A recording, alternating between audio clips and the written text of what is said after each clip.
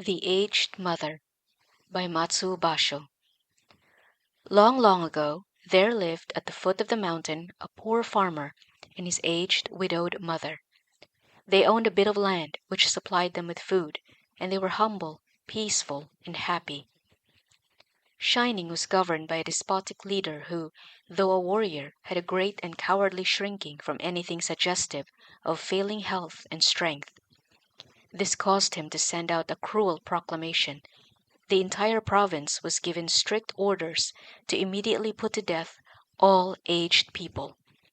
Those were barbarous days, and the custom of abandoning old people to die was not uncommon. The poor farmer loved his aged mother with tender reverence, and the order filled his heart with sorrow. But no one ever thought twice about obeying the mandate of the governor. So with many deep and hopeless sighs, the youth prepared for what at that time was considered the kindest mode of death.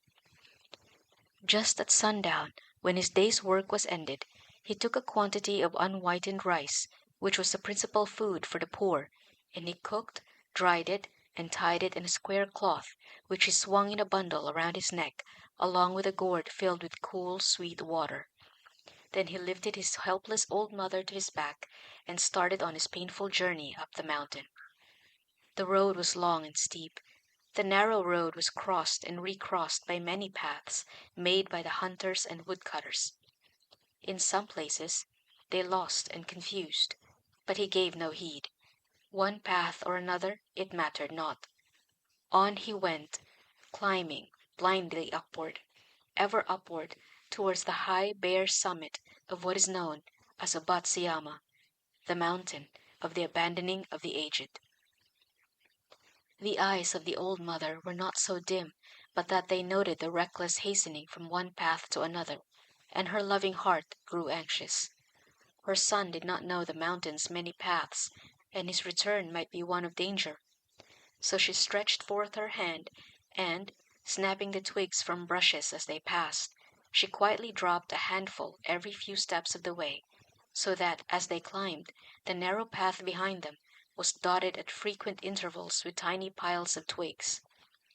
At last the summit was reached.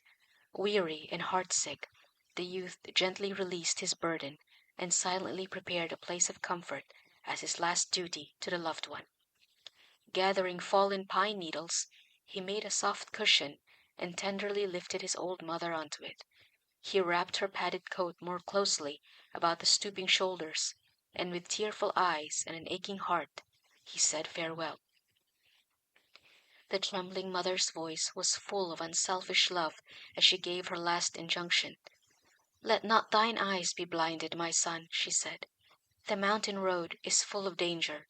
Look carefully and follow the path which holds the piles of twigs. They will guide you to the familiar path farther down." The son's surprised eyes looked back over the path, then at the poor old shriveled hands, all scratched and soiled by their work of love. His heart broke within, and, bowing to the ground, he cried aloud, "Oh, honorable mother, your kindness breaks my heart. I will not leave you. Together we will follow the path of twigs, and together we will die."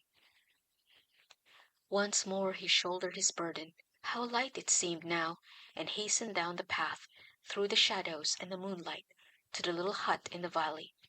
Beneath the kitchen floor was a walled closet for food, which was covered and hidden from view. There the son hid his mother, supplying her with everything she needed, continually watching and fearing she would be discovered. Time passed, and he was beginning to feel safe, when, again, the governor sent forth heralds bearing an unreasonable order, seemingly as a boast of his power. His demand was that his subjects should present him with a rope of ashes. The entire province trembled with dread. The order must be obeyed, yet who in all Shining could make a rope of ashes? One night, in great distress, the son whispered the news to his hidden mother. "Wait," she said, "I will think, I will think." On the second day she told him what to do. "Make rope of twisted straw," she said, "then stretch it upon a row of flat stones and burn it on a windless night." He called the people together and did as she said, and when the blaze died down, There, upon stones, with every twist and fiber showing perfectly, lay a rope of ashes. The governor was pleased at the wit of youth, and praised greatly, but he demanded to know where he had obtained his wisdom. "Alas, alas!" cried the farmer, "the truth must be told." And with deep bows he related his story. The governor listened and then meditated in silence. Finally he lifted his head. "Shining needs more than the strength of youth," he said gravely. "Ah, that I should have forgotten the well-known saying, 'With the crown of snow there cometh wisdom.'" That very hour the cruel law was abolished, and custom drifted into as far a past that only legends remain.